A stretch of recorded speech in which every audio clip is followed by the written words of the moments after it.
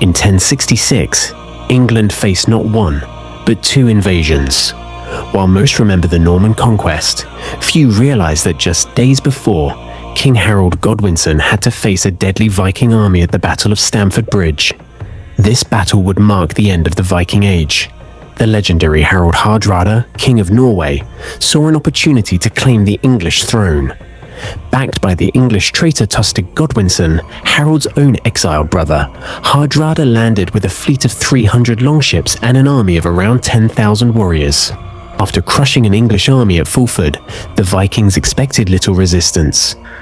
But they had underestimated King Harold Godwinson, who would march his army north at record speed for a surprise attack. The Vikings were unprepared. Expecting no battle, they had left their armor behind, resting on the warm September morning. Then, like a thunderclap, King Harold's English army arrived, having marched 200 miles in just 4 days. As the battle began, a single Viking berserker is said to have held the bridge alone, wielding a massive axe, cutting down scores of English warriors. It took an English soldier sneaking under the bridge with a spear to finally bring him down.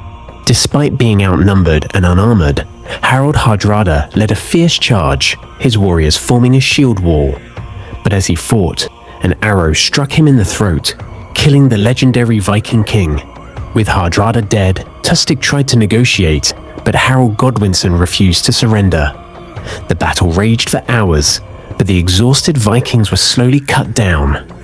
By the end of the day, thousands of Vikings lay dead, and only 24 ships from the original 300 escaped back to Norway. The Viking threat to England was over. Harold had won a great victory, but there was no time to rest. Just 3 days later, William the Conqueror landed in the south. The Norman invasion had begun. The Battle of Stamford Bridge was more than just a fight. It was the last Viking invasion of England, marking the end of an era.